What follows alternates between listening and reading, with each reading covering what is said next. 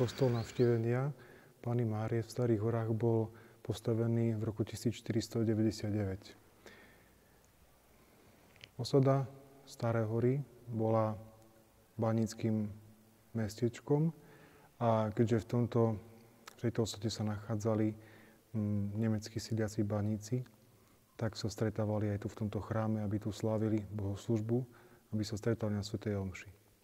Tento kostol dal vybudovať správca banských miest Michal Königsberger, ktorý spolu s týmto kostolom v Starých horách vybudoval ešte aj kostol Na Nevzatia Panny Márie v Banskej Bystrici.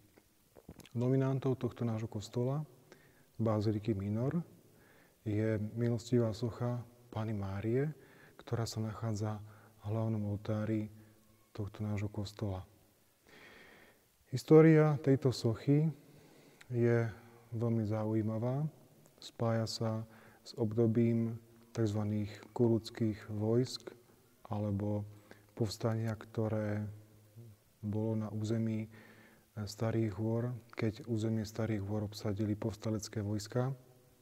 A preto sa obyvatelia Starých hôr rozhodli, že túto milostivú sochu, ktorá bola umiestnená v hlavnom oltári, prenesú a ukryjú na neznámom mieste. To miesto sa dnes nazýva Studnička. Prečo sa nazýva Studnička?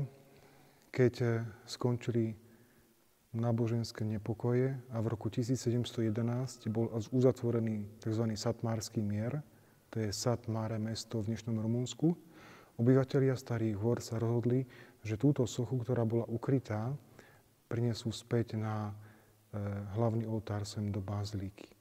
Na tom mieste, kde bola ukrytá socha, vytriskol prameň.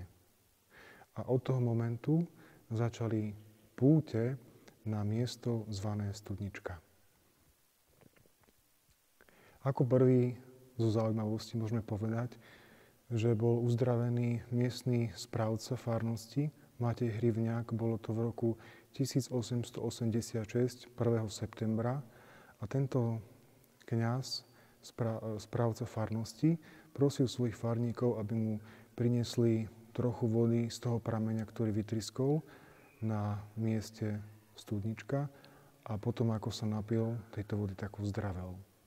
A ako taký prejav vďaky dal vybudovať dôstojný príbytok alebo stánok, alebo ako to môžeme nazvať, jaskynku, kde umiestnil sochu Panny Márie ako prejav vďaky za to, že bol uzdravený. Milostivá socha Panny Márie, ktorá sa nachádza v hlavnom oltári nášho kostola putnického chrámu Baziliky Minor, je podobná tej Madone, ktorá sa nachádza v Salzburgu v Rakúsku v putnickom chráme v Tamsvegu.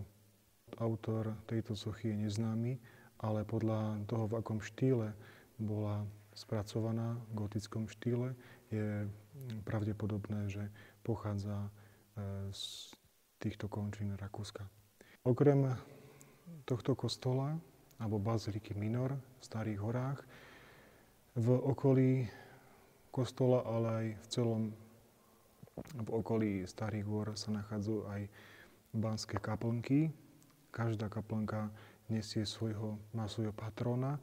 Dali ich postaviť mecenáši, ktorí fundovali alebo financovali tieto kaplnky, v ktorých sa potom stretávali baníci, kde si uctievali jednotlivých patronov týchto kaplniek.